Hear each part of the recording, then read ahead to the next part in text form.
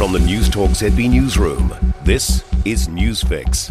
In this update, US President Donald Trump has signed an order confirming tariffs on Mexico, Canada and China.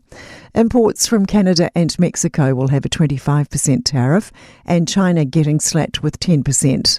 Canadian energy imports will have a 10% tariff. The White House says on social media the tariffs are aimed at curbing drug trafficking from Mexico.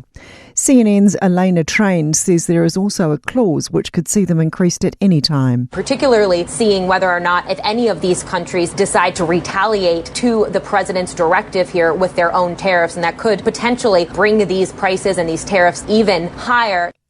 Police are treating the death of a Hamilton teenager as unexplained. Emergency services were called to a Forest Lake Road address shortly after midnight after reports a 19-year-old woman was unresponsive. Medical staff confirmed her death on arrival. Police are speaking with witnesses and conducting further scene investigations. 2 US cities are mourning the lives lost in 2 separate plane crashes just days apart. A medical plane crashed into a residential neighbourhood in Philadelphia, killing 1 person in a car and all 6 people on board, including a mother and her child.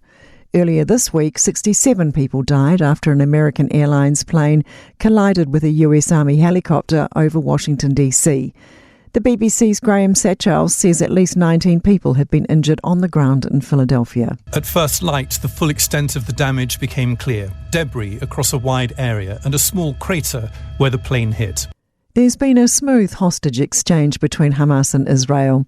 3 Israeli hostages being held by Hamas in Gaza were released from captivity in exchange for 183 Palestinian prisoners held by Israel. The BBC's Wera Davis says the tone of the exchange is in contrast to the chaotic handover earlier when crowds pressed hostages. I think both sides have learnt from the mistakes of earlier days, and it shows that this peace process, or at least this ceasefire process, is holding. That's news. In sport, Kiwi mixed martial artist Israel Adesanya is kicking himself after a shock second-round KO loss in UFC's fight night in Saudi Arabia. The former 2-time middleweight champ could have stopped the fight to recover after an accidental poke in the eye from Nasruddin Imavov. Adesanya says if he had 20/20 hindsight, he would have called for a timeout. I felt good. Round 1, I was in control of everything. In hindsight, maybe I should have taken some time. I just didn't want him to rest because I knew he was tired. So I didn't want him to rest. But again, 2020.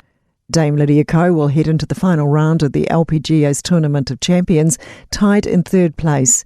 Ko struck a brilliant 7 under par 65 on day 3 to be 11 under, 4 shots off the pace. In rugby, England has suffered its 6th loss in 7 tests, falling 27-22 to Ireland in their opening Six Nations clash. That's sport. I'm Sandy Hodge. For more news, listen to Newstalk ZB live on iHeartRadio.